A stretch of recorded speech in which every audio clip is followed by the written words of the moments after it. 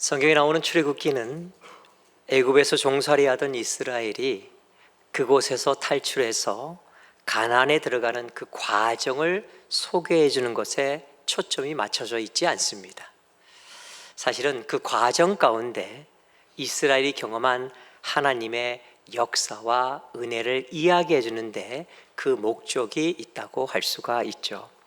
즉 출애굽의 이야기는 단순히 이스라엘이 애굽에서 탈출한 이야기가 아니라 하나님께서 당신의 자녀들을 어떻게 구원하시고 어떻게 인도하시고 어떻게 이끄시는지를 아주 명확히 보여주는 신앙의 삶의 모델과 같은 이야기라고 할 수 있다는 것이죠. 그래서 출애굽의 모든 이야기는 한마디로 날마다 하나님을 체험하는 삶이었다라고 이야기할 수 있습니다. 찾아오신 하나님을 만나고 그 하나님과 동행하면서 하나님의 은혜와 역사를 두 눈으로 목격하고 삶으로 경험하는 그 모든 것들을 통해 그들은 날마다 하나님을 체험하였고, 이것이 바로 출애굽의 이야기 가운데 흐르고 있는 가장 중요하고도 핵심적인 영적 요소라는 것이죠.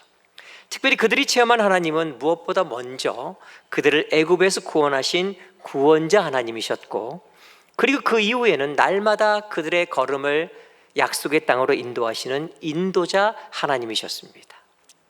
자, 1000년을 사이에 두고 1000년 전 애굽에서 노예 생활을 할 때와 똑같이 이스라엘은 바벨론의 포로로 끌려가 노예 생활을 하고 있었습니다.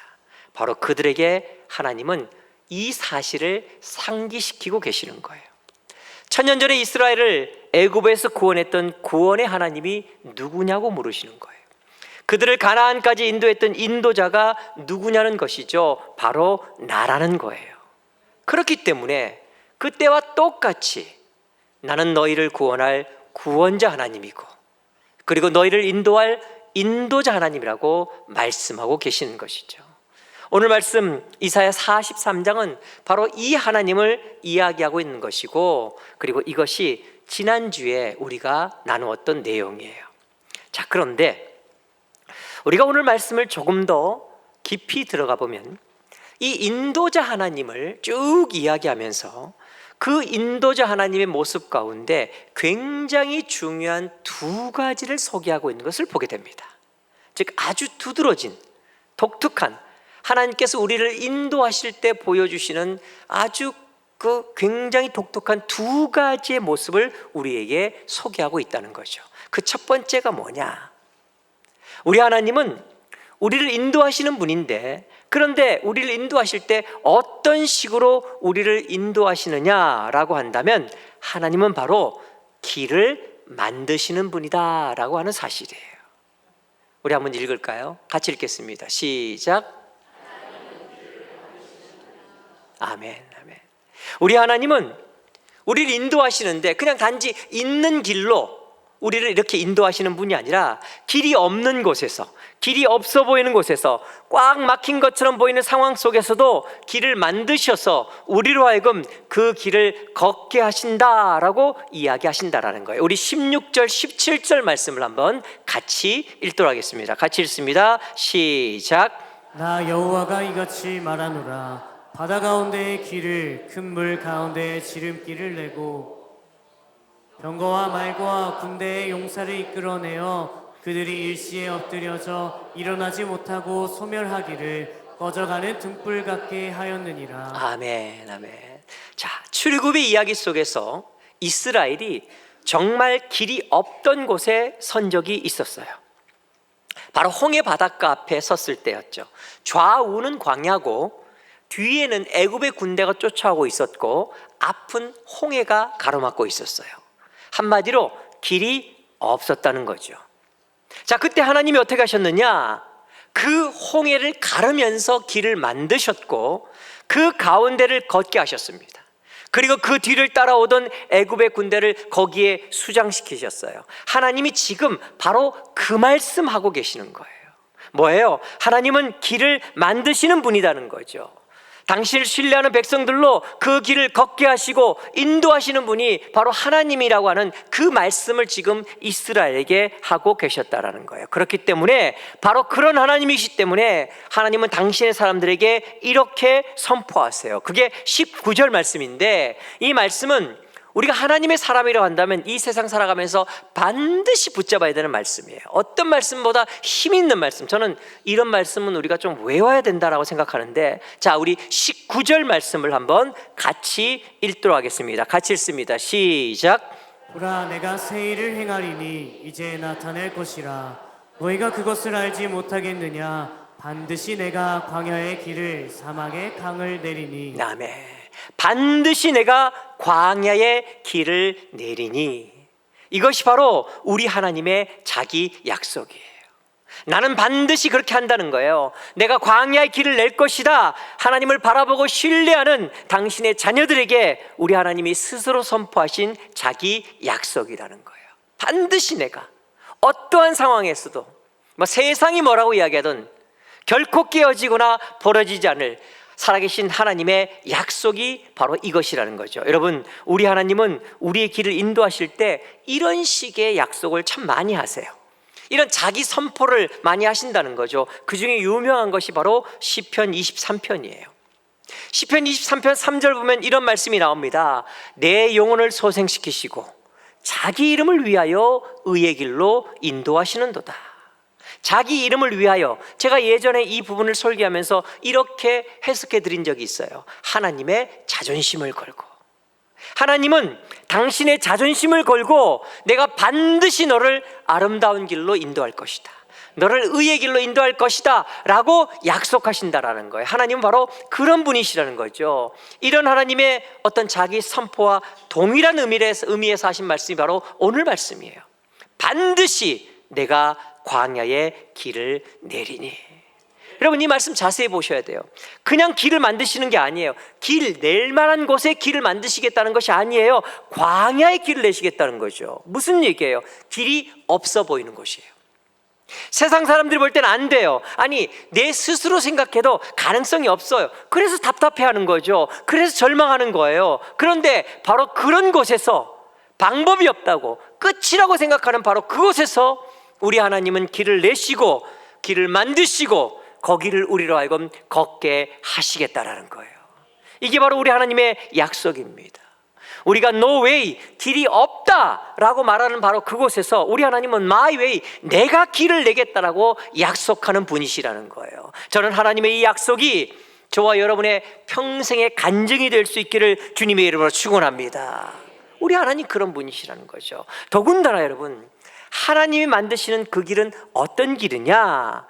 그냥 길을 만들어 주시는 것만 해도 놀라운데, 그런데 여러분, 말씀을 좀 자세히 보면 16절에 보니까 하나님이 뭐라고 말씀하시냐면 이렇게 직접 말씀하세요. 나 여호와가 이같이 말하노라.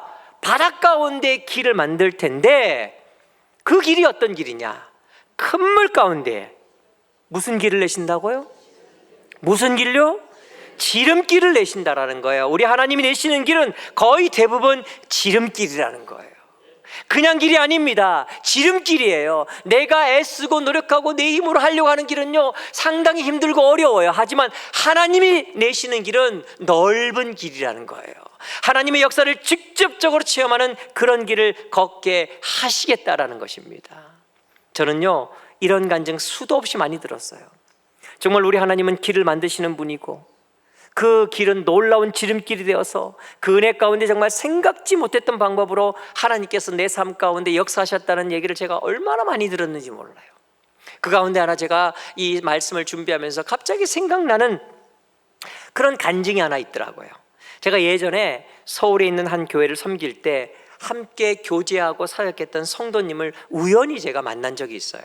제가 그때는 신학생이었기 때문에 학생부 총무하면서, 그분은 학생부 교세를 하셔서 굉장히 가깝게 지냈었는데, 근데 오랫동안 제가 이제 미국에서 한 10년 있다 들어오고 뭐 이러면서 오랫동안 못 만나고 있다가 한 20년 만에 어떤 그 감리교 서울에 있는 회의에 갔다가 그분을 우연히 다시 만나게 된 거예요.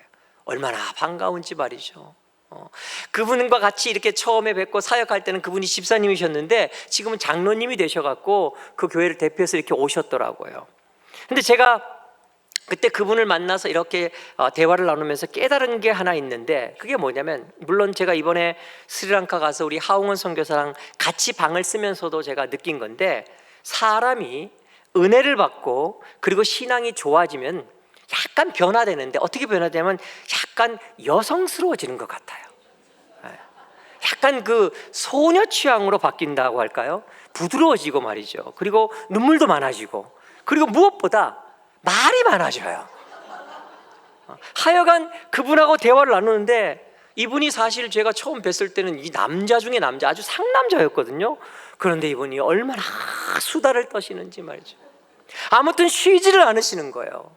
저도 뭐 뒤지지 않았지만 아무튼 뭐 그냥 마치 소녀들 떠들듯이 그렇게 한참 수다를 떤 적이 있었어요. 그런데 그 이야기가 주로 뭐였냐면, 그동안 그 20여 년의 세월 가운데 하나님이 어떻게 역사하시고 얼마나 많은 은혜를 베푸셨는지를 막 너무 감격해서 막 그분이 하는 그런 이야기였어요. 정말 감사한 이야기가 많았는데, 그 쭉 이야기하는 가운데 제 기억에 아주 강렬하게 남은 이야기가 하나 있었어요. 이분이 건축 장비, 자재 이런 걸 빌려주는 어떤 그런 사업을 하시는 분인데, 예전에 어떤 자기가 갖고 있던 그 장비하고 자재를 어떤 큰 건설 회사랑 연결돼 가지고 그 회사에 빌려주는 그 어떤 그 사업을 따낸 적이 있었대요. 그래서 굉장히 많은 돈을 벌 걸 기대하면서 자기가 갖고 있던 그 장비뿐만 아니라 좀 무리해가지고 여기저기 손을 끌어와가지고 막 장비 자재 더 많이 구입해갖고 그걸 몽땅 다 그 큰 건설 회사에 빌려준 거예요. 그리고 막 부풀었죠. 돈 많이 벌 것 같고 막 수익 많이 낼 것 같고. 그런데 이 회사가 일을 크게 벌여놓고는 그만 부도를 내버린 거예요. 그래가지고 돈을 한 푼도 못 받게 됐어요. 그러니 얼마나 어려워졌겠습니까? 큰 돈이 다 거기에 물려 있으니까 너무 힘들어진 거예요. 결국은 돈을 못 받으니까 어쩔 수 없이 그냥 그 회사가 버리고 간 고철 덩어리만 잔뜩 갖고 왔대요. 철근 녹슨 거, 그 다음에 스캐포드로 하는 어떤 그런 거리, 그리고 이제 뭐 이렇게 높은 곳에 공사할 수 있도록 임시로 설치하는 어떤 그런 비계, 하여간 고철 덩어리만 산더미처럼 갖고 왔대요. 그래서 그런 것들을 가져와서 야대에 이렇게 쌓아놨는데, 그걸 바라보는데 얼마나 막막한지 말이죠. 얼마나 자기가 한심하고 정말 잠깐의 큰 그 이익에 눈이 어두워서 내가 거기다 왜 그렇게 했을까 어이없고 말이죠. 이게 지금 다 고철덩어리니까 오히려 보관료만 더 들어갈 것 같고 말이죠. 비 오면 녹슬죠. 돈은 안 되죠. 사업은 힘들죠. 뭐가 풀릴 만한 것은 보이지 않죠. 이러다 망할지도 모른다는 생각이 드니까 너무 힘들고 답답하고 한숨 나오고 그런 시간을 보낸 거예요. 자, 이런 상황이 되니까 이분이 어떻게 했느냐, 결국 방법은 하나밖에 없었다는 거예요. 이분이 한 표현대로 이야기하면은 기도하는 것밖에 할 수 있는 게 없었대요. 그래서 이분이 늘 뭐 기도하시는 분이긴 했지만 그래도 그 어려운 가운데 하여튼 기도의 자리는 다 찾아갔대요. 새벽 기도, 뭐 철야 기도, 뭐 예배 모든 자리에 가서 부르짖으면서 하나님 앞에 막 부르짖었는데, 제일 먼저 하나님께 부르짖은 건, 하나님 제가 무엇을 잘못했습니까?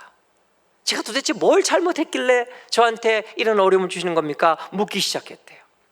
그런데 하나님께서 계속 물어보는데도 불구하고 그거엔 답이 없으시고, 대신에 계속해서 뭐 목사님 설교를 통해서 뭐 읽다가 성경을 읽다가 또 혹은 누구를 통해서 계속 자기한테 들어오는 말씀이 있는데, 그 말씀이 뭐냐면 너는 잠잠히 나만 바라볼지어다, 이 이야기했다는 거예요. 여러분 지금 아멘 나오지만 사실은 여러분이 그 상황 됐으면 아멘이 아니라 한숨이 나올지도 몰라요. 그런데 그 나만 바라볼지어다 라고 하면서 동시에 같이 주신 말씀이 있는데, 그게 뭐냐면 바로 오늘 말씀이었대요. 내가 길을 만들 것이다. 근데 그게 도대체 무슨 말씀인지 그때는 이해도 안 되고, 당장 눈에 보이는 변화는 아무것도 없고, 자기 생각으로는 이게 뭐 방법이 없는 거예요. 이 고철 덩어리들은 시간 가니까 녹만 쓸고 그 뭐 보관료만 자꾸 들어가죠. 거기서 아무것도 건질 게 없어 보이고 뭐니 돈이 내라는 게 없는데, 하나님은 계속 그 말만 주시는 거예요. 그렇게 한 1년을 어려움을 겪으면서 이제 정말 한두 달만 더 버텨보고 안 되면은 파산을 해야겠다라는 생각이 드는 어떤 그런 막다른 골목에 다다랐을 즈음에 갑자기 어떤 일이 벌어졌냐면 중국에 건축 붐이 일어나기 시작했대요.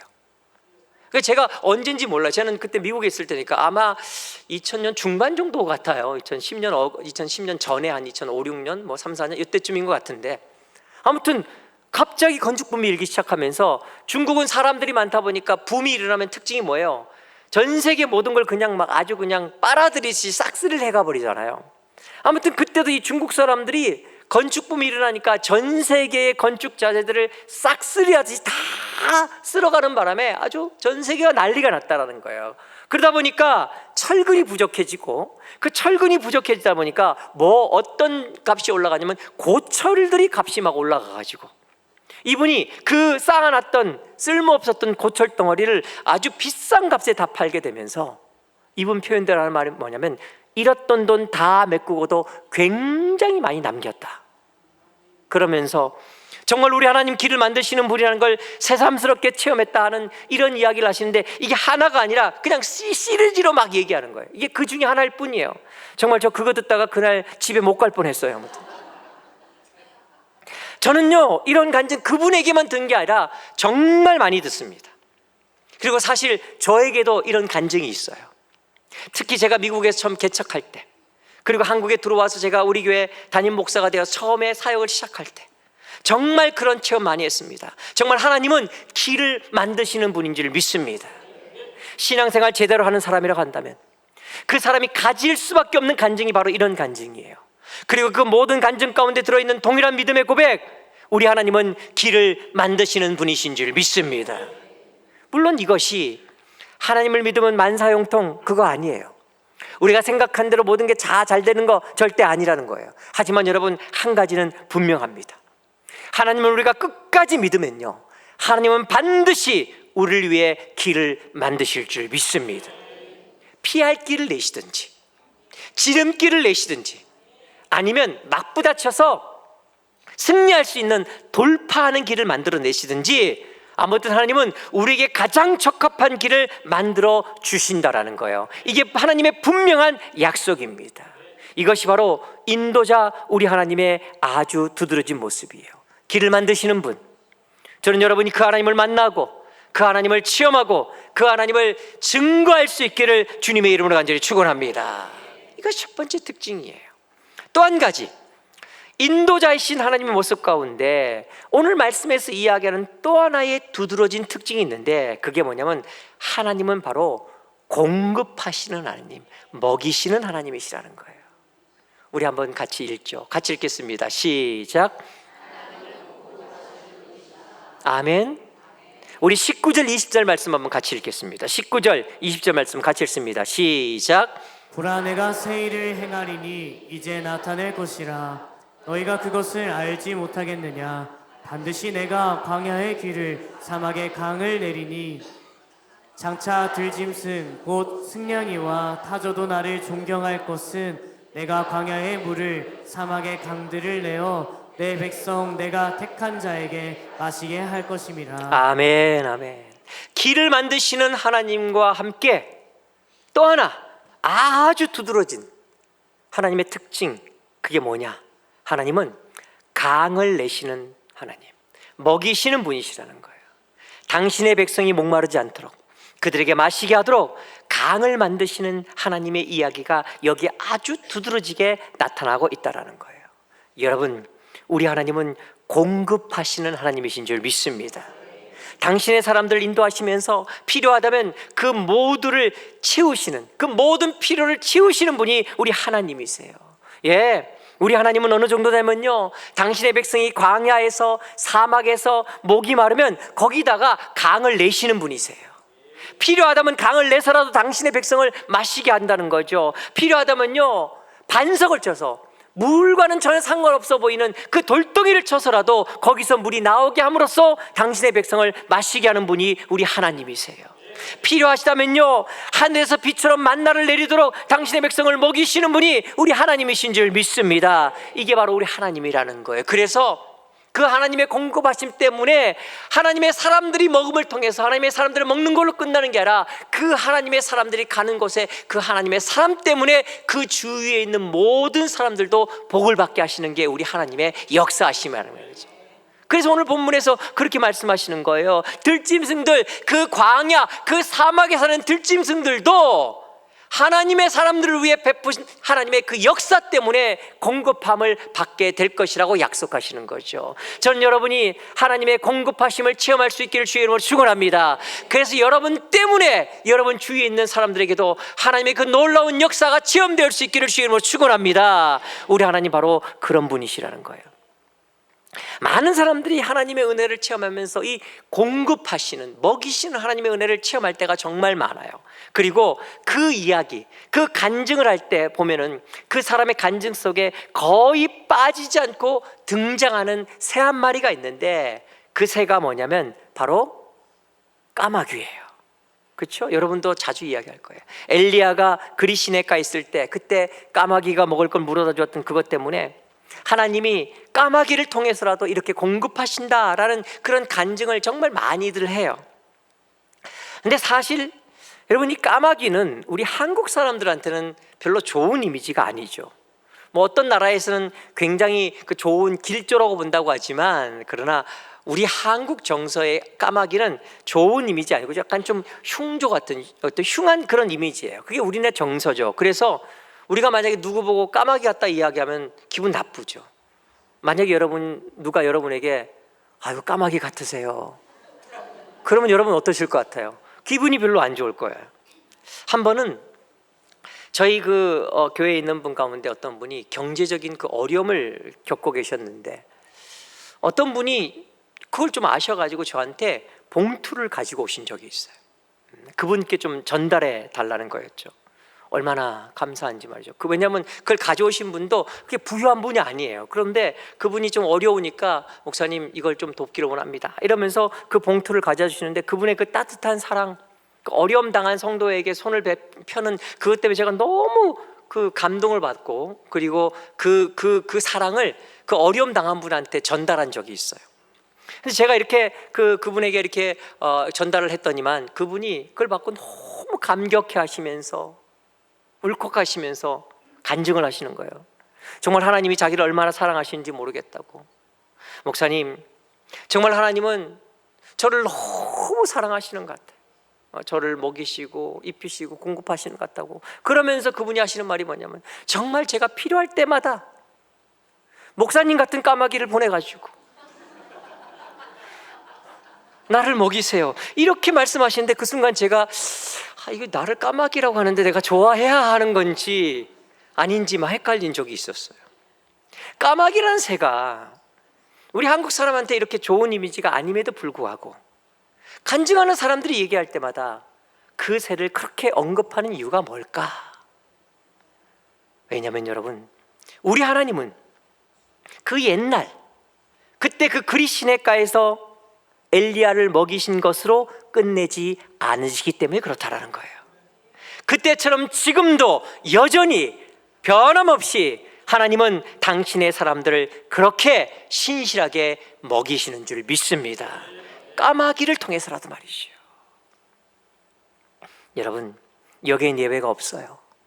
하나님은 그때 엘리야를 먹이신 것처럼 그렇게 지금도 당신의 사람들을 먹이시기 때문에 이 까마귀 이야기가 안 나올 수 없다라는 거죠.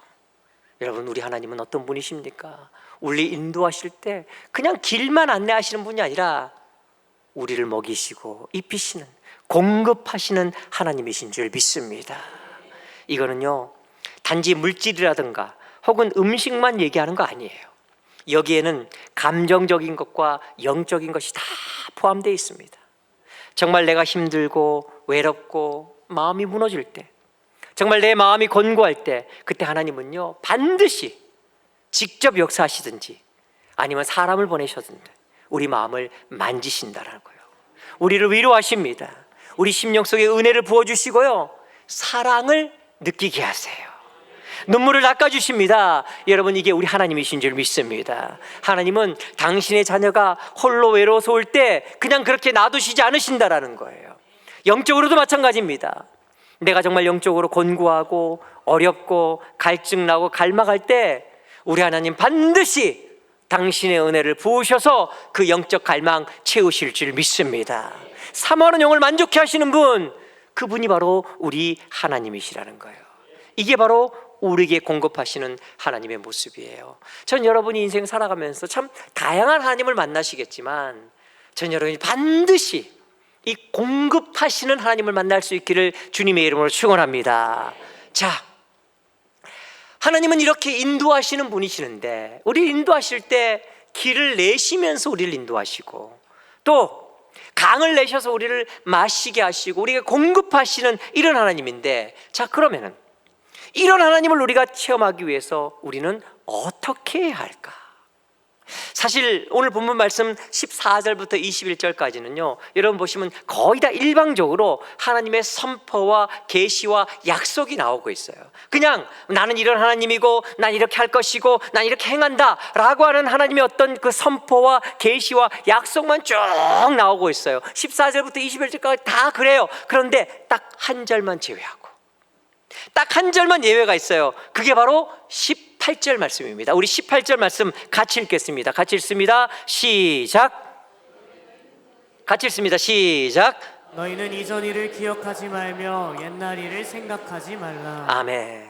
인도하시는 하나님, 공급하시는 하나님, 길을 내시는 하나님을 온전히 체험하기 위해 우리에게 필요한 것 한 가지, 그래서 우리에게 주신 단 한 가지 명령이 뭐냐? 그것은 바로 너희는 이전 일을 기억하지 말며 옛날 일을 생각하지 말라라는 거예요.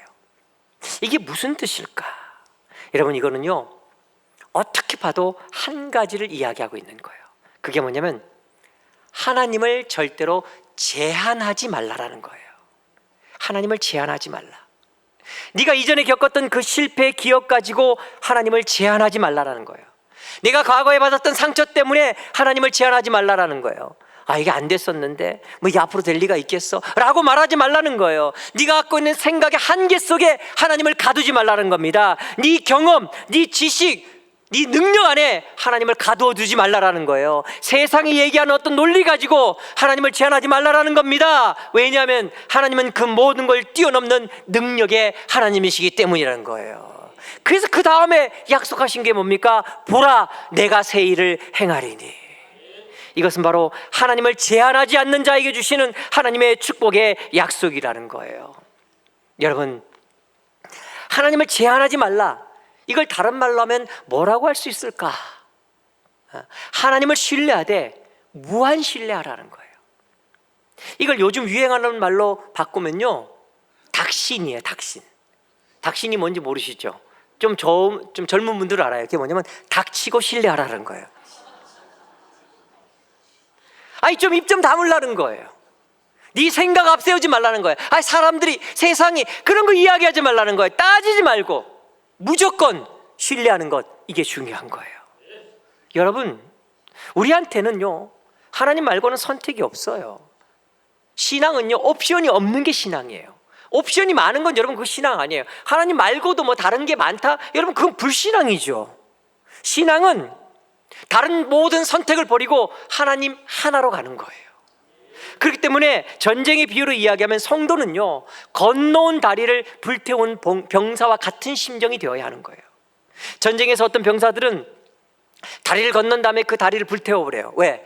뒤돌아보지 않겠다는 거죠. 앞만 보고 가겠다는 거예요. 여러분, 그게 바로 신앙이에요. 하나님 말고는 다른 방법이 없습니다. 그래서 나는 하나님만 신뢰하겠습니다.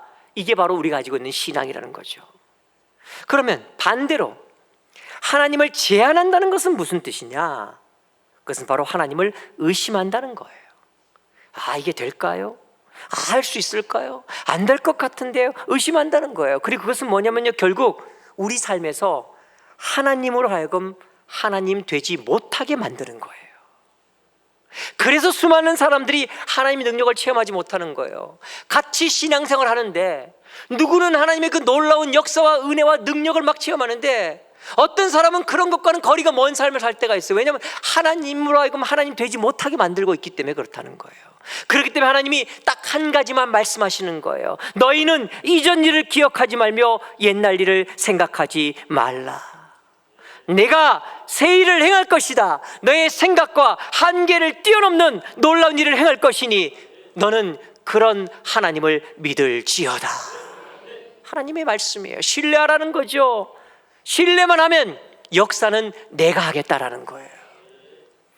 이번에 말씀을 준비하는데 사실은 지난주와 이번 주 말씀이 하나로 쭉 이어지는 말씀인데 너무 길어서 제가 중간에 잘랐어요. 그래서 사실은 지난주 아니 그 전부터 이 말씀을 준비하는 내내 제 마음 가운데 계속 떠나지 않던 찬양이 하나 있는데 오늘 본문 말씀을 가지고 만든 찬양이에요. 돈 모에니라고 하는 유명한 찬양 사역자가 만든, 여러분이 아실 거예요, 나의 가는 길이라는 찬양이에요. 나의 가는 길. 그런데 이제 영어 제목으로는 사실 나의 가는 길이 아니라 God will make a way, 하나님은 길을 만드십니다 라는 뜻을 가지고 있어요. 근데 이 찬양 가운데 제가 정말 계속해서 제 마음 가운데 왔던 것은 이 후렴 부분이었어요. 후렴 부분의 가사가 이렇게 됐습니다.